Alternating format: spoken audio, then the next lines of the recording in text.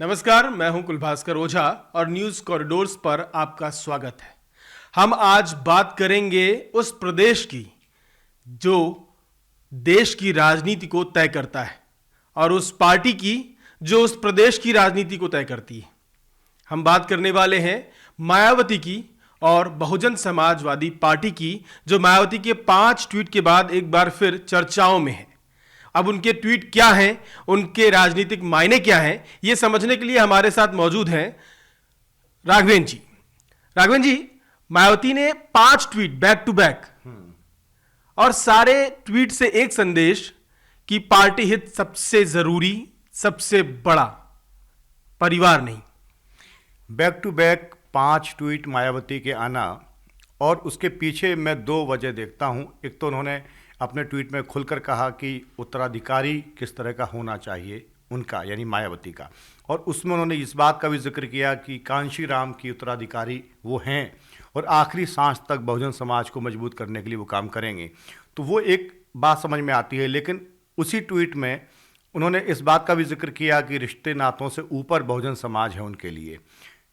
इसका इशारा ये समझा जा रहा है कि आकाश आनंद को लेकर कहीं ना कहीं उन्हें मैसेज देना था, जो मायावती ने काम किया है। क्योंकि पहले उत्तराधिकारी उन्होंने घोषित किया, उसके बाद जब कुछ विरोधाभासी बयान आए, विवाद हुआ, उसके बाद उन्होंने फैसला बदला, उसके बाद फिर उन्हें उत्तराधिकारी घोषित किया, और आज एक स्थिति है वो भी सामने है। मुझे लगता है कि अशोक सिद्धार्थ गौतम, जो ससुर हैं आकाश आनंद के, और उनके करीबी नितिन सिंह, दोनों को निष्कासित किया था हाल ही में। उस फैसले से जोड़ के देखा जाए तो वो साफ मैसेज देना चाह रही हैं अपने कैडर को कि अभी उत्तराधिकारी तय नहीं है। उत्तराधिकारी हम देख के, परख के, जांच के भविष्य में घोषित करेंगे। उनकी स्थिति जो है आकाश आनंद की, उस पर अब बादल ज़्यादा मंडरा रहे हैं। मतलब मायावती ये कहना चाहती हैं कि मैं परिवारवाद में यकीन नहीं करती, मैं एक छोटे से कार्यकर्ता को भी बीएसपी का अध्यक्ष बना सकती हूँ, काशीराम की विरासत दे सकती हूँ। ये संदेश देने की कोशिश ज़रूर है। और भविष्य में अगर कोई बड़ा फैसला ऐसा होगा तो उसकी एक तरह से उन्होंने आज बुनियाद रख दी। जैसा रिपोर्टिंग भी हुई है इस उनके ट्वीट्स पे, जिस तरह हाशिए पर राजनीति गई है मायावती की, और लंबे समय से वो लगातार जिस तरह उनका संगठन कमज़ोर हुआ है, कई बड़े नेता पार्टी छोड़ के चले गए हैं, कई बड़े नाम जो एक समय उनके साथ हुआ करते थे अब नहीं हैं। ऐसे में अपने कैडर को भी मैसेज देने के लिए वो जिस तरह की भाषा उन्होंने लिखी कि आखिरी सांस तक मैं लड़ूंगी, संघर्ष करूंगी, और जब तक बहुजन समाज अपने पैरों पर खड़ा नहीं हो जाता, कांशीराम के उसूलों और सिद्धांतों का हवाला दिया। तो वो अपने कैडर को भी मजबूत करना चाह रही हैं, मैसेज देना चाह रही हैं। साथ ही साथ जैसा मैंने कहा कि इशारे में उन्होंने आकाश आनंद को भी साफ साफ संदेश दे दिया। कहीं ये खतरा उस सीट से ही तो नहीं उठा जहां से मायावती उठी थी, बिजनौर। चंद्रशेखर रावण, एक नाम जो पूरे प्रदेश में एक हलचल मचा रहा है और दलित वोटों पर बहुत तेजी से कब्जा करता जा रहा है। चंद्रशेखर से टक्कर लेने लायक आकाश दिख रहे हैं आपको? देखिए, पिछले कई सालों में आप देखें तो भारतीय राजनीति और ख़ासतौर से यूपी की राजनीति में बहुत बदलाव देखने को मिला। बीजेपी ने बाबा अम्बेडकर के नाम पर जिस तरह की राजनीति की, राहुल जी और अखिलेश जी तो संविधान लेके चल रहे हैं, पीडीए चल रहे हैं। उसके बाद आप देखिए कि जब रामनाथ कोविंद को राष्ट्रपति बनाया बीजेपी ने, उसके पीछे भी कहीं ना कहीं दलित समाज को साधने की एक सियासत थी, इससे इनकार नहीं किया जा सकता। दूसरी तरफ आपने नाम लिया कि चंद्रशेखर रावण, वो उनका लगातार कद बढ़ना, सांसद बन जाना, मायावती को लगता होगा कि पहले से ही बहुजन समाज पार्टी की राजनीति, उनकी राजनीति हाशिए पर जा रही है। ऐसे में एक बड़ा खतरा ये ना पैदा हो जाए कि बिल्कुल हाशिए पर चली जाए। इसके लिए भी एक मास्टर स्ट्रोक के तौर पर उस ट्वीट को देखा जाना चाहिए कि कैसे हम अपने वोटर्स को, अपने समाज को, बहुजन समाज को संदेश दें। और अगर कहीं नाराज़गी है पार्टी वर्कर्स में, कैडर में, आकाश आनंद को लेके, उनके रवैये को लेके, उनके कामकाज को लेके, तो आकाश आनंद को भी उन्होंने मैसेज दिया है। यानी एक तीर से कई निशाने साधे हैं मायावती ने। दिल्ली चुनाव में इस बार बीएसपी के उम्मीदवारों की जमानत तक जब्त हो गई।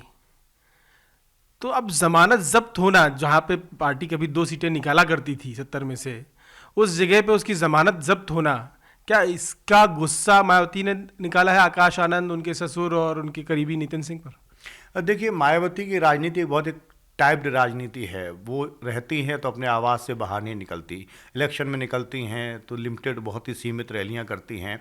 जबकि कोई भी नेता, कोई भी पार्टी का प्रमुख कार्यकर्ताओं के घर भी जाता है, किसी खास मौके पर जाता है, मिलना जुलना लगातार जारी रखता है, तो वो सक्रियता उनमें नहीं दिखाई देती। और पिछले कई साल से उनकी एक खास ढर्रे की, एक शैली की उनकी राजनीति है।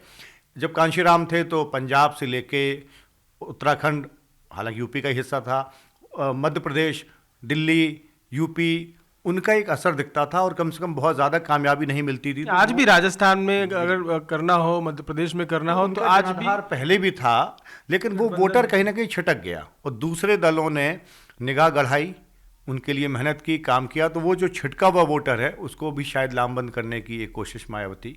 मतलब बीजेपी के आने के बाद जातिवाद वाली जो राजनीति थी उसका दायरा कम होता जा रहा है, सिमटता जा रहा है। शायद इसलिए ये फड़फड़ाहट या ये घबराहट और इस तरह की पार्टियों में बेचैनी दिख रही है, ये ट्वीट उसी का नतीजा है। ये भी हो सकता है, एक पहलू ये भी हो सकता है, क्योंकि जैसे नरेंद्र मोदी जी को देखिए, उनका जिस तरह का एक कद है और दुनिया भर में एक बड़े कद के नेता के तौर पर उनकी पहचान है, उसी तरह यूपी की राजनीति में योगी आदित्यनाथ का एक मजबूत कद है।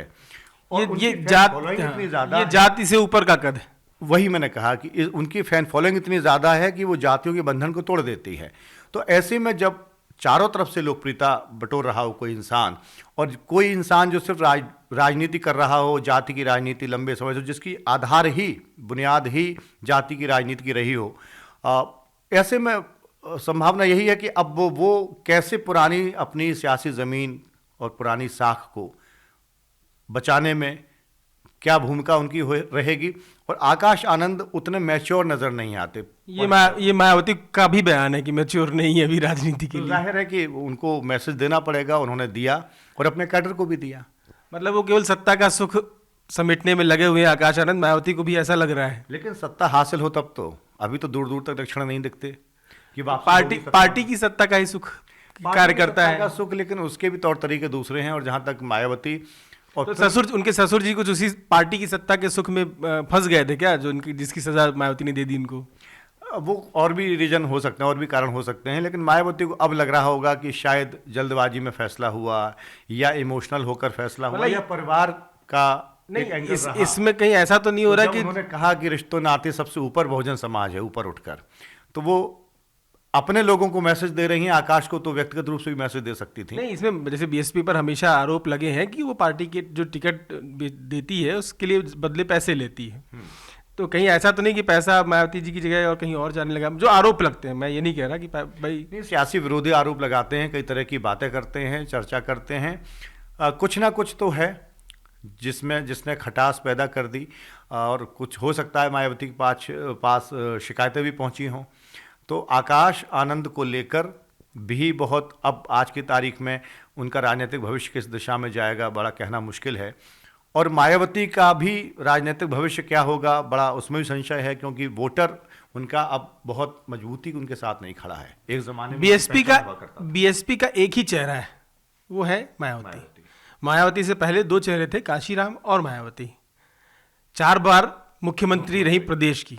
मायावती की छवि बहुत तेज तर्रार और सख्त प्रशासक की रही है।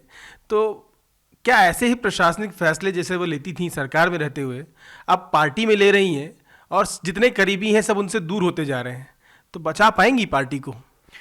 पार्टी बहुत हद तक अपनी ज़मीन खो चुकी है। आप निकाय चुनाव देख लें, विधानसभा का देख लें, उपचुनाव कभी नहीं लड़ा, इस बार उपचुनाव लड़े उसमें भी। हाँ, तो ये दबाव है, ये कहीं ना कहीं वो दबाव महसूस कर रही हैं। और कई बार होता है राजनीति में कि आप एक खास कंफर्ट में चले जाते हैं, लेकिन फिर अचानक से आप हाथ पांव मारते हैं कि कोशिश की जाए, नए सिरे से कोशिश की जाए, शायद कुछ चमत्कार हो जाए, शायद कुछ अच्छा बेहतर हो जाए। इस उम्मीद में भी मायावती की कोशिश को देखा जा सकता है, लेकिन मुझे बहुत बेहतर संभावना नज़र नहीं आ रही। क्या एक संभावना ये भी दिख रही है कि चंद्रशेखर बीएसपी का चेहरा हो सकते हैं आने वाले समय में? नहीं, मुझे तो ऐसी संभावना नहीं लग रही। चंद्रशेखर का अपना एक संगठन है, अपनी पार्टी है, अपने वो नहीं, चंद्रशेखर कई बार बयान दे चुके हैं कि मायावती जी बुलाएंगी तो हमेशा तैयार है। नमक से नमक नहीं खाया जाता।